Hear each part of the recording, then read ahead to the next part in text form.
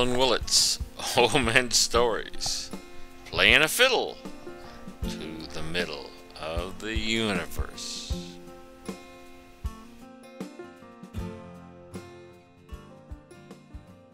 So that'll be a good story to lead into. Why don't you want to do your story on it? Certainly. And you can't get much a better cue than that. No matter how bad we think we all are when it comes to playing an instrument, be it stringed or woodwind, most of us, I say most of us, can keep a beat. And this comes from not being able to articulate words when you're one or two, but you can certainly take your hands and go bam, bam, bam, bam on your tray table and get your mom to come and feed you something. And you can certainly wail out a tune if you wanted to.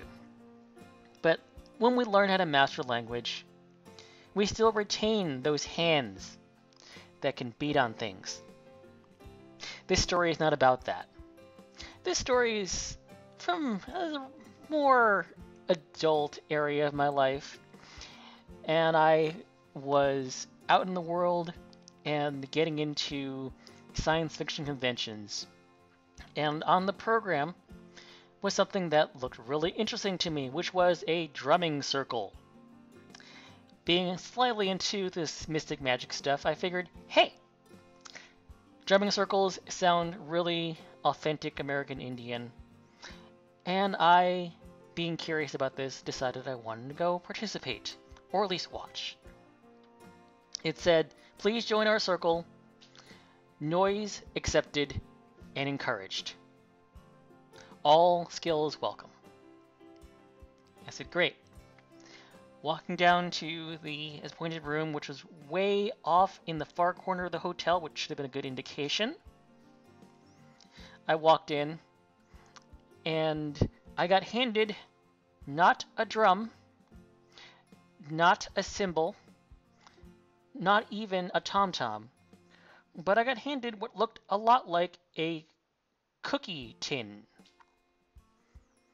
And looked at this and said, I'm not hungry, thank you.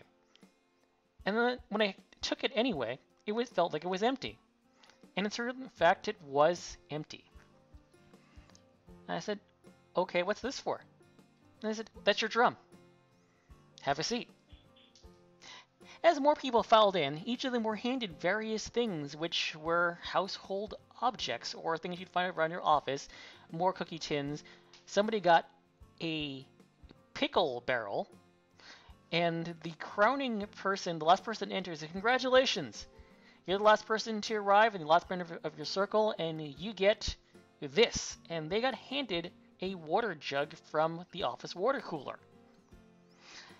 Most people had the same reaction I did, which is the rather odd expression of, what the heck is this for? And the person running the panel said, this is a drumming circle. The original drums were nothing more than leftover animal hide that no one wanted to wear, stretched over bits of reed that were not long enough to make something else out of, and twisted around. Drums can be simple. Drums can be flat things, they can be deep things. Every single drum has its own voice. And we're counting on you to help us create a symphony of percussion by using each of the individual voices with your own personal instruments that we've just given you today. The reason why we're doing this with all these objects that you can find around the house is because we want you to believe that you don't have to buy a $150 drum set in order to be a drummer. You just have to find something with the right voice. Let's demonstrate, he said, and he started up a simple drum beat. And then he pointed at someone else in the circle and said, now you join in. And he pointed at various people around the circle until all of us were more or less on beat. And the most fascinating thing happened. Suddenly it became less of a clang, ponk, boo, pum, boom, boom, thump, thump, thump, but rather it was as if each person on the beat blended with the people around them. And it was noisy as heck, but it was music. because you would think as a drum as a simple single tone, but when you had various drums and various tones and octaves, it didn't matter that it wasn't a wind instrument. It didn't matter it wasn't a string instrument. It didn't matter that there were no pianos there. Each thing became its own note, singular and repeated. And for the next song, the instructor would point to various people in the audience to have them play louder or stop them, cut them off. And he actually had us playing music by the time we were done. And then at the very end, he said, "Okay, you've listened to me enough." And he took his drumstick and tossed it over his shoulder. He said, "Jazz freeform time. Listen to your heart, listen to your spirit, and listen to the music around you that your fellows are playing. Go." We didn't stop until about 10 minutes later, when everyone's hands were getting tired, and we had somebody from the next room down poke their heads at the door and said, "Are you guys done yet?"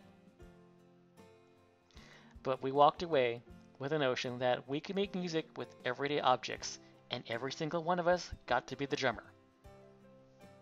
And that's my story. Old men stories returning home and dancing with the fiddle